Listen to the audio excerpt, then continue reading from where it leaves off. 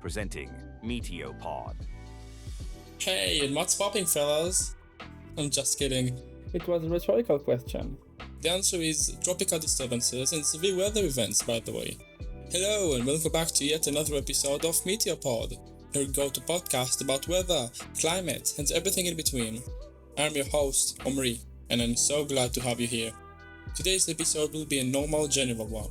We'll hear about the forecasted severe weather events for the next couple of days. Brief about the tropical disturbances that have started to show off like mushrooms after the rain, and finish off with some news articles.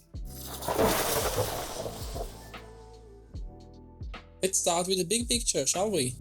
A stubborn upper-level trough remains anchored over the northern plains, while a fresh shortwave is diving into the northwestern US.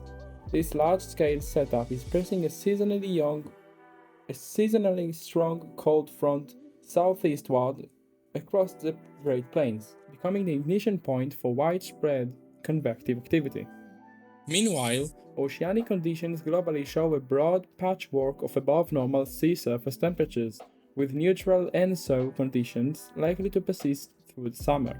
That means no El Niño or La Niña to dominate patterns, but still plenty of heat and moisture to stir the pot. More on that shortly. Day 1. Severe threats. Southern plains to the Midwest. Today we're looking at a slight risk zone extending from the Texas South Plains through central Oklahoma, Missouri, and into Wisconsin. Already, weather imagery showed thunderstorms clusters firing from eastern Kansas into Iowa.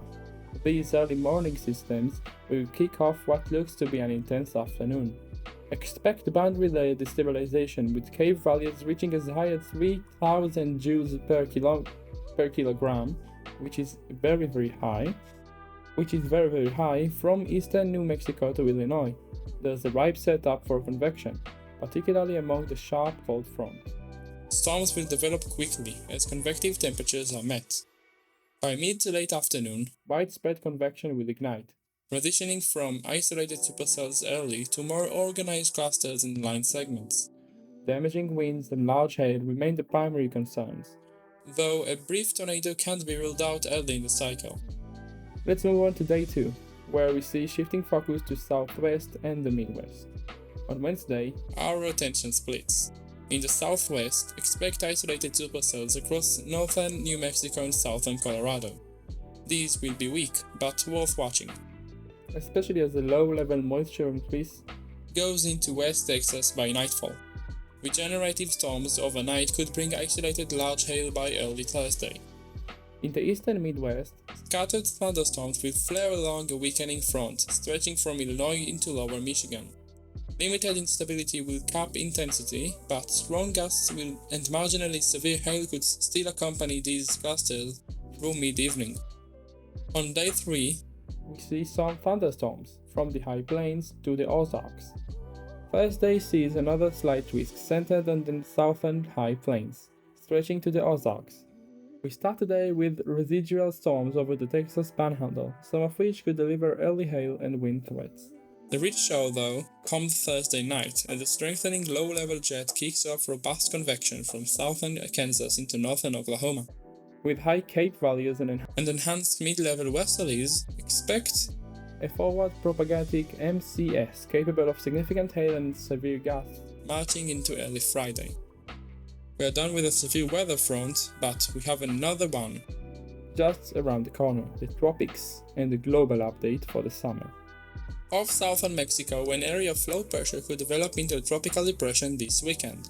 The chance is low, 0% in 48 hours, but medium, around 60% over 7 days. Keep an eye out. Closer to home, a non-tropical system off the southern US coast may acquire subtropical characteristics later this week. Again, low chances, but worth a glance. Globally, Italy's Mount Etna erupted in June 2nd, releasing a towering ash plume and triggering limited evacuations. Though dramatic, it's the largest eruption since 2014 without causing major harm. More about that, again, a bit later on. For our climate snapshot, the sea surface temperatures remain above average in most regions, and with ENSO neutral conditions expected through August, above normal land temperatures are likely nearly everywhere. Rainfall forecasts suggest drier than average conditions across the entire equatorial Pacific and parts of Central America, with increased rainfall over the Indian subcontinent and equatorial Africa.